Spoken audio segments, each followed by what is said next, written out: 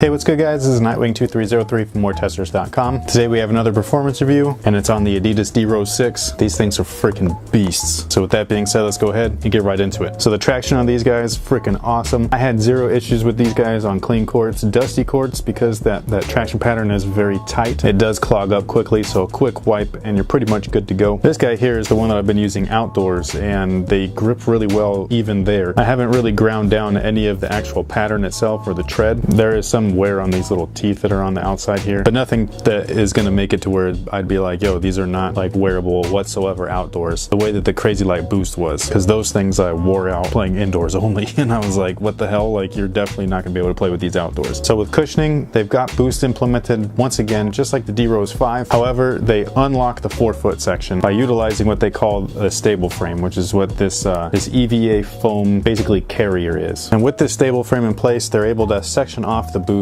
even though I believe it's full length. I've seen pairs that have translucent outsoles, like straight up clear, and you can see the boost running full. Whether it's heel and forefoot or full length, whatever, it doesn't even matter, because these things are one of the most comfortable shoes I think I've ever worn. When you first try them on, you're just kind of like, you know, whatever. But boost needs to be activated, and by activated, I mean you have to be active. So when you run around in these guys, this stuff expands, contracts, all that stuff, and it's just, man, it's just like a mind-blowing experience. The only way that I could describe it was the very first pair of Air Jordan 11s that I ever wore back in like 1996. Those things to me felt like clouds. The new ones suck ass, but these guys right here reminded me exactly of that feeling where I put them on, I started running around the court and I was like, dude, I feel like I'm walking on pillows right now. So yeah, this stuff is that awesome. And on top of that, it's so awesome that, like I said, this is my outdoor version, and this is probably like my favorite outdoor shoe to play in right now, because after I'm done playing, I have zero pain whatsoever. This stuff holds up well. It's not unstable or anything. Like I said, it's got this carrier in there with exposed portions in the heel and forefoot, and it's just something that you got to just try yourself to believe, because I could tell you all day that these are the most comfortable shoe that I've ever played in, but you're not going to believe me until you actually experience it.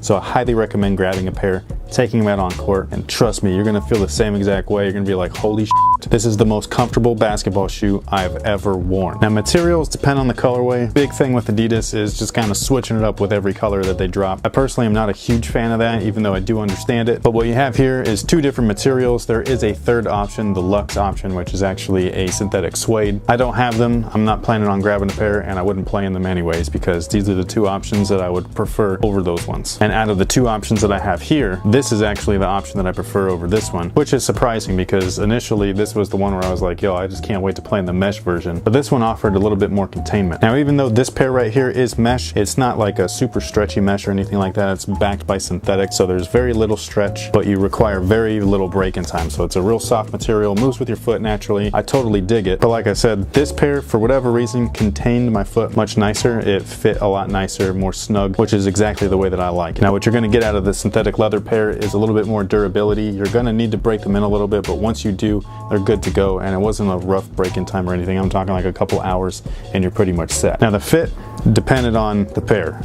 Why, I don't know. But for whatever reason, this pair was the pair that I personally preferred, just because they just fit awesome. Like the top of the foot, the containment around the foot just felt great. Meanwhile, this pair here, it had a little bit of dead space just above the toe. Something that I've been noticing with a lot of Adidas models lately, but this pair didn't have that. I think it's because there's extra padding within this shoe, and then this shoe, because it's a softer material, they just didn't put that much padding in there. But overall, I would say that they fit true to size. And my only real complaint comes from the lacing system. I wish that the laces went right down to here, just one more additional, just to kind of really get that forefoot area snug. That way when you're, you know, moving on lateral moves and things like that, running around screens, you just have a little bit extra something right here, pulling your foot and keeping it in place right there. But that's really my only complaint. I just wish that there was an additional eyelet right down here. The lockdown from the midfoot was perfect, no complaints whatsoever. And typically this jump right here between this loop and this loop is awful in terms of lockdown, but luckily there's a hidden loop underneath there, so definitely utilize that. They'll lock you in like a low top shoe, and then this one right here is just for some added containment, basically wrapping around your ankles just to make sure this back area is not flopping around. And this area right here is cut out, which is great for those of you that might wear maybe one of the Adidas Speed frames or a brace in general, and it's going to conform around any foot shape right there, which is perfect. Now, as far as support, there's plenty of support features on these guys. The first one is actually the outsole. This is just a really nice, perfectly flat, smooth, stable platform that you start off with, so you're not,